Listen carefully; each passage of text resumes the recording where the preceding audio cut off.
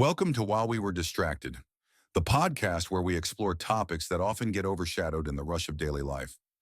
All right, so are you ready to dive into a story with Elon Musk, Vladimir Putin, international intrigue, and maybe even some spy stuff? It really makes you think, how much influence do these people actually have? Yeah, and speaking of influence, you sent over this Wall Street Journal article, and wow, it claims that Musk has been in contact with Putin pretty regularly since late 2022. Like, we're not talking about just a quick hello here. Right. It sounds like these were in-depth conversations. Yeah, what's so fascinating is that the conversations weren't just about Tesla doing business in Russia. Mhm. The article claims that they talk about geopolitics, even a request from Putin related to Starlink in Taiwan. Hold on, Putin asking Musk for favors related to China and Taiwan. Now, this is where it sounds like a spy movie. What was that about?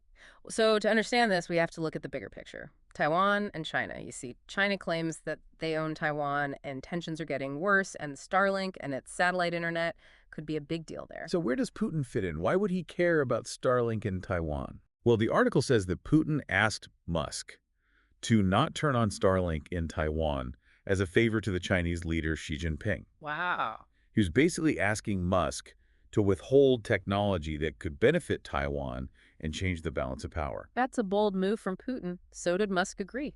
That's the million-dollar question, and the article doesn't really say. But it is interesting that Taiwan has decided to build their own satellite network since then. Hmm. Maybe they weren't so comfortable relying on a system controlled by someone who might be influenced by Putin or Xi Jinping. It does make you wonder. Right. This feels like a spy movie, but it's way more than that. Absolutely. This has huge implications. The Wall Street Journal article mentions that former U.S. intelligence officials are really worried about these conversations. And for good reason. Musk has a top secret security clearance, and not reporting conversations with foreign nationals, especially those from countries that aren't exactly friendly with the U.S., could have some serious consequences. Wait, are you saying that Musk could be in legal trouble just for talking to Putin? Potentially, yes. If he didn't tell anyone about these conversations, it could be a huge problem, and it gets even crazier. Okay. The article hints that U.S. intelligence may have been listening to these conversations. Could you imagine Elon Musk as U.S. person number one in some classified report with the NSA listening in on his calls with Putin? Wow, that's wild. I can definitely understand why intelligence officials might be a little freaked out. But what I don't get is, why was Musk talking to Putin in the first place? What was he hoping to achieve? And it's a big mystery, isn't it? The article suggests a few possibilities. Maybe it was just business. Maybe he was trying to keep Tesla operating in Russia. But it seems like we're talking about more than just selling cars. Right. So maybe he was trying to be a back-channel diplomat, someone who can help improve things between Russia and the West. Elon Musk, the peacemaker? Or maybe something else was going on. It's hard to say with Musk. He's always been a bit unpredictable. He loves sharing his opinions, whether it's about China or U.S. politics or anything, really. Exactly. And that's what makes this situation so interesting and maybe a little scary. You have a guy who runs these huge global companies, and he's having private conversations with one of the most powerful leaders in the world. It really makes you think, what does all of this mean in the big picture?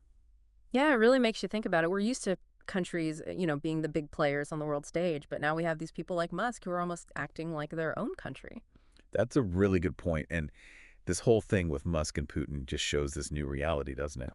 We're in a totally new world where these tech companies and their leaders have so much power. Yeah. Technological, economic, and maybe even political. Like, we've seen that power has real consequences. Mm. It can affect how countries interact and even global security. It's a lot to think about. It really is. It's kind of scary when you think about it like that. So what can we even do about it? How do we ensure that this power is used responsibly? Well, that's the question, isn't it? There's no easy answer. But I think transparency is a good place to start. If companies like SpaceX are going to be involved in these international affairs, shouldn't we at least know what's happening? Maybe they should have to tell us about their conversations with foreign governments, or at least be more open about how they make decisions. That makes sense. More transparency would help, but wouldn't that be really hard to actually do? These companies are global. How do you get everyone to agree? You're right. It wouldn't be easy, but it's not impossible. I think countries and organizations need to work together to make some rules and figure out how to hold these companies accountable. When they do something wrong, it's like, we need a rule book for this new global game. So it's like checks and balances like we have with governments. Exactly. We need to figure out how to balance the good things about innovation with the need to keep our countries safe and make sure that technology isn't being used for bad things.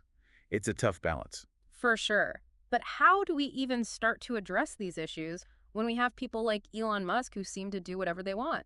Well, that brings us to a really important question. Where do we draw the line between individual freedom and responsibility to society?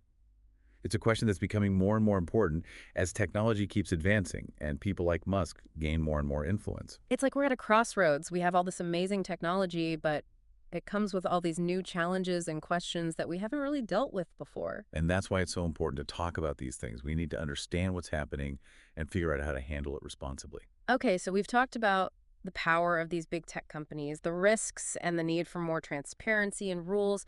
But what about us, the regular people? What can we do to make a difference? It all seems so overwhelming. It's easy to feel powerless, Right. but I think the most important thing is to stay informed. Understand the issues, the players, and what could happen because of what they do. Yeah. Keep asking questions. Don't just accept everything you hear, and make sure that those in power are held accountable. So stay engaged and speak up. Exactly. And remember, we all benefit from the technology that these companies create. So we have a responsibility to think critically about how it's being used and what impact it's having on the world.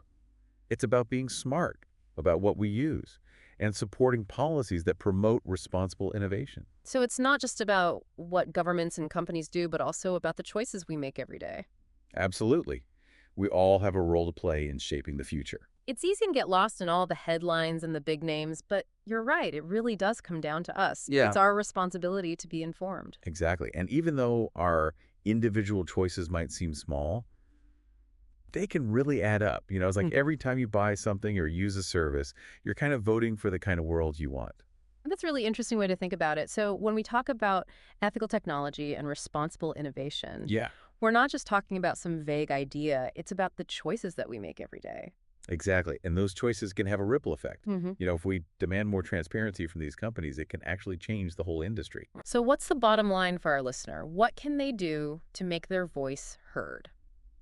Well, first of all, stay informed, read articles, listen to podcasts like this one, and follow the experts who are talking about these things. Yeah. Don't be afraid to ask questions. Yeah. Do your own research and figure out what you think. And don't be afraid to speak up, right? Right. Share your thoughts with your friends, your family on social media. Let those companies know what you expect from them. And maybe most importantly, vote for leaders who understand these issues and want to find solutions. Yeah, I couldn't agree more. You have more power than you think. Your voice matters. Your choices matter. This has been a fascinating deep dive. We started with this Wall Street Journal article about Elon Musk and Vladimir Putin. And wow, we ended up talking about some really big questions about technology, power, and responsibility in the 21st century. It's amazing how one article can lead to such a big conversation. And this is really just the start. There's so much more to discuss and discover.